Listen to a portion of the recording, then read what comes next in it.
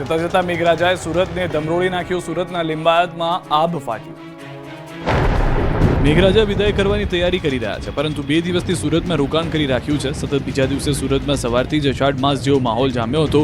વિવિધ વિસ્તારમાં વાદળો ઘેરાયા હતા. બપોર પડતા વરસાદે બાકાઝીકી બોલાવતા સુરત શહેરમાં જળબંબાકારની સ્થિતિનું નિર્માણ થઈ ગયું. આભ ફાટ્યું હોય તે રીતે લિંબાયતમાં 1 કલાકમાં 4.5 ઇંચ અને 3 કલાકમાં 6 ઇંચ જેટલો વરસાદ ખાબકતા જળબંબાકારની સ્થિતિનું નિર્માણ થયું.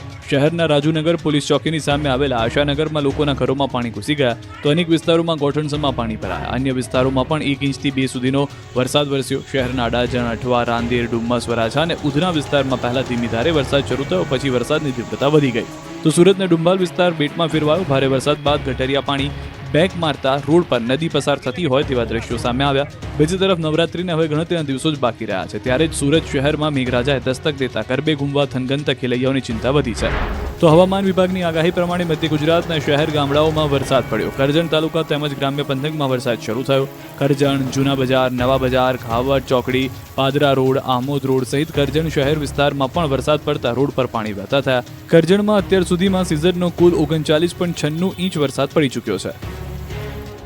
અમરેલીના ખાંભા પંથકમાં સહી બફારા બાદ વરસાદ. ખાંભા ગીરના ગામડાઓમાં ગાજવીજ સાથે ધોધમાર વરસાદ. ત્રાપુડા, ભુડાણી, જામકા, વાંગદ્રા, નિંગાળા સહિતના ગામોમાં ધોધમાર વરસાદ. જામકા ગામે ધોધમાર વરસાદના પગલે ગામની શેરીઓમાં નદી માફક પાણી વહેતા થયા, તો મગફળીના પાકને નુકસાનીની ભીતિ. સાવરકુંડલાના ગ્રામ્ય વિસ્તારોમાં બપોર બાદ વરસાદ થયો. સાવરકુંડલાના મોટા ભમુદ્રા, શેલણા, રબારિકા સહિતના વિસ્તારોમાં વરસાદ થયો. વરસાદ આવતા વાતાવરણમાં ઠંડક પ્રસરી. આ તરફ લાઠી શહેર તેમજ આસપાસના ગ્રામ્ય વિસ્તારોમાં પણ વરસાદ થયો હોવાની જાણકારી. તો 3 ઓક્ટોબર સુધી પૂર આવે એવો છોતરાફાડ રાઉન્ડ આવશે. આગામી 72 કલાકમાં ગુજરાતના વાતાવરણમાં પલટો જોવા મળશે. ગુજરાતના 4થી વધુ જિલ્લામાં ચોમાસાએ વિદાય લઈ લીધી છે. કચ્છ, બનાસકાંઠા, પાટણ, સાબરકાંઠા અને મહેસાણામાંથી ભલે ચોમાસાએ ટાટા બાય બાય કરી દીધું હોય, પણ બાકીના વિસ્તારોમાં મેઘરાજાનો અંતિમ ઘાત ધારદાર હશે. હવામાન નિષ્ણાંતોએ આ વખતે ખેલૈયાઓની નવરાત્રી બગાડવાની ઘાતક આગાહી કરી છે. હવામાન નિષ્ણાંત અંબાલાલ પટેલે આગાહી કરી છે કે આગામી 72 કલાકમાં રાજ્યના અનેક ભાગોમાં મોટો પલટો આવી શકે છે. 22 થી 25 સપ્ટેમ્બર સુધીમાં મેઘરાજા ભૂક્કા બોલાવશે, તો 4 દિવસના વિરામ બાદ ફરી 29 થી 3 ઓક્ટોબર વચ્ચે વરસાદ તોફાને ચડશે. રાજ્યના અનેક ભાગોમાં ગાજવીજ સાથે વરસાદ ખાબકશે. નવરાત્રીમાં મેઘરાજા ખેલૈયાઓની મજા બગાડી શકે છે.